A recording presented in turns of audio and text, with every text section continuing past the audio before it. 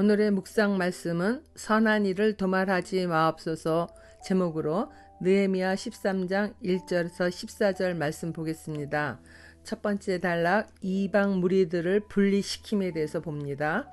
그날 백성에게 모세의 책을 읽어주었는데 거기에서 그들은 다음과 같이 적혀있는 것을 발견하였다. 암몬 사람과 모압 사람은 영원히 하나님의 총회에 참석하지 못한다. 그들은 먹을 것과 마실 것을 가지고 와서 이스라엘 자손을 맞아들이기는커녕 오히려 발람에게 뇌물을 주어서 우리가 저주를 받도록 빌게 하였다. 그러나 우리 하나님은 그 저주를 바꾸어 복이 되게 하셨다. 백성은 이 율법의 말씀을 듣고 섞어서 사는 이방 무리를 이스라엘 가운데서 모두 분리시켰다. 성벽 봉헌식으로 인하여 백성들이 주를 향한 그 마음이 굉장히 커졌죠. 그 열정을 느낀 느헤미야는 모세의 율법을 읽어줍니다. 다음과 같은 신명기 말씀이죠. 신명기 23장 3절에 암몬 사람과 모압 사람은 주님의 총회 회원이 되지 못합니다. 그 자손은 10대가 아니라 영원히 주님의 총회 회원이 되지 못합니다.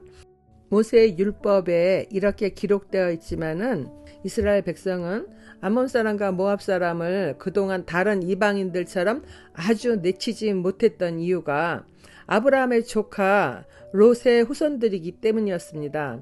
하나님도 그 관계를 생각해서 절대로 그들을 공격하지 말라는 말씀도 하셨습니다. 신명기 2장 9절입니다. 주님께서 나에게 말씀하시기를 모압을 괴롭히지도 말고 싸움을 걸지도 말아라. 그 땅은 내가 너에게 유산으로 주기로 한 땅이 아니다. 아르 지역은 내가 이미 롯의 자손에게 유산으로 주었기 때문이다. 2장 19절에는 암몬 자손에 대해서 말합니다. 암몬 자손이 사는 곳에 다다를 것이니 너는 그들을 괴롭히지도 말고 싸우지도 말아라. 암몬 족속의 땅은 내가 너에게 유산으로 주기로 한 땅이 아니다. 그곳은 내가 이미 롯의 자손에게 유산으로 주었기 때문이다.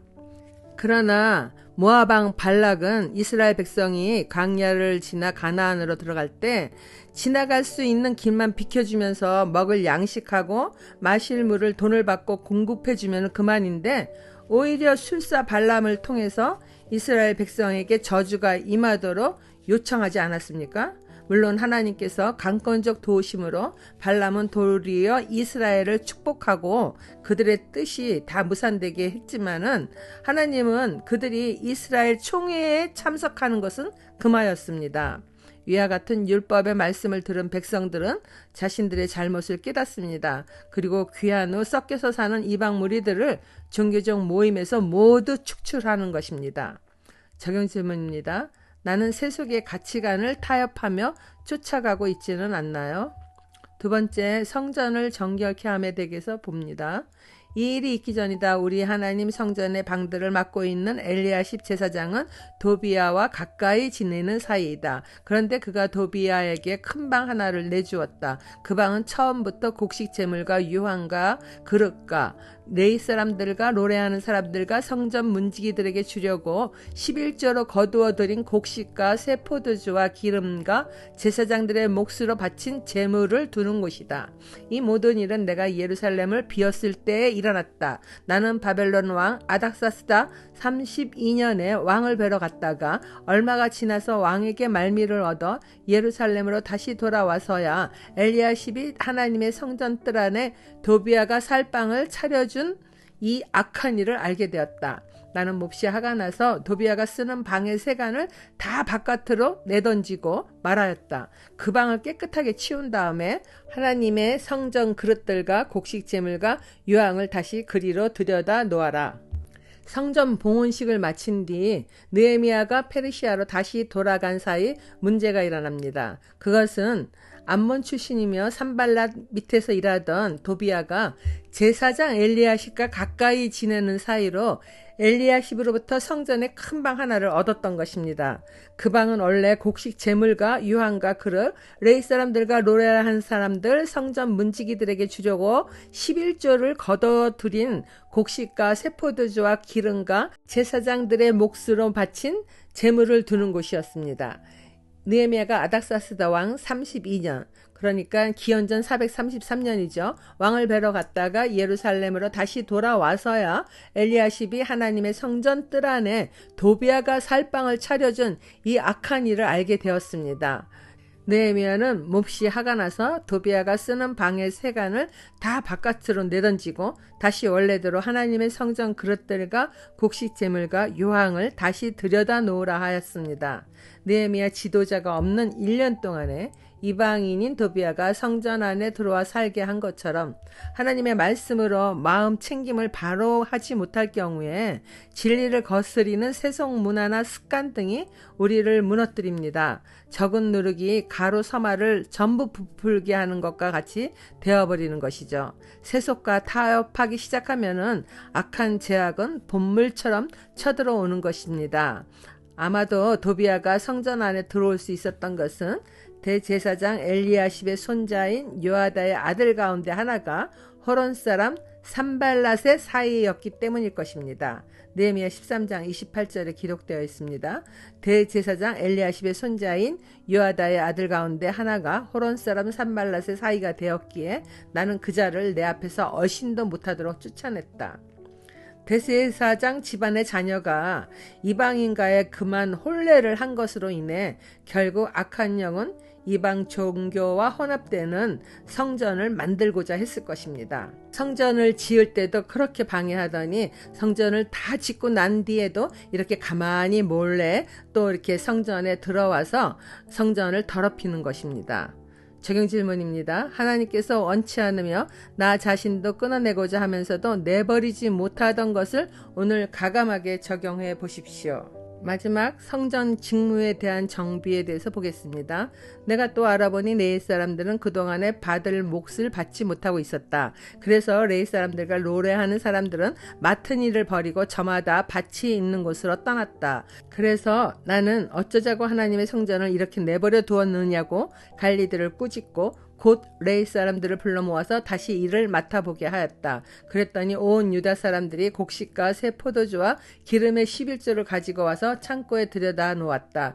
나는 셀라마 제사장과 사독 서기관과 레위 사람 부다야를 창고 책임자로 삼고 마따니아의 손자이며 사꿀의 아들인 하난을 버금 책임자로 삼았다. 그들은 모두 정직하다고 인정을 받는 사람들이다. 그들이 맡은 일은 동료들에게 돌아갈 몫을 골고루 나누어지는 일이었다. 하나님, 내가 한 일을 기억하여 주십시오. 하나님의 성전을 보살핀 일과 예배를 드릴 수 있도록 정성껏 한 이 일을 잊지 마십시오. 그뿐 아니라 느헤미야가 다시 알아보니까 레위 사람들은 그동안에 받을 몫을 받지 못하고 있었어요. 그래서 레위 사람들과 노래하는 사람들은 맡은 일을 버리고 저마다 밭이 있는 곳으로 떠나간 것입니다. 먹고 살아야 했기에 그렇게 행동했겠죠. 느헤미야는 하나님의 성전을 내버려 둔 것에 대하여 관리들을 우선 꾸짖고 곧 레위 사람들을 불러 모아서 다시 일을 맡아보게 하였습니다. 정직한 성품으로 주를 위하여 헌신된 느헤미야가 다시 돌아온 것을 본 유다 사람들도 다시 곡식과 세포도주와 기름의 11조를 가지고 와서 창고에 들여다 놓았습니다. 느헤미야는 셀라마 제사장과 사독 서기관과 레위 사람 부다야를 창고 책임자로 삼고 사꿀의 아들 하난과 함께 세 사람을 책임자로 삼았습니다. 그들은 모두 정직하다고 인정을 받는 사람들이지만은 느헤미야는 세 사람 홀수의 책임자를 두어서 또 그 세 사람을 도와서 책임질 하난을 세우고 레위인 동료들에게 돌아갈 몫을 골고루 나누어 주게 하였습니다. 느헤미야는 예루살렘 상벽이 무너진 채 항폐하다는 말을 동생 하나나로부터 듣고는 곧바로 금식하며 기도하고 모든 일을 진행했던 것처럼 한 가지 일을 할 때마다 하나님께 기도하는 것을 잊지 않습니다.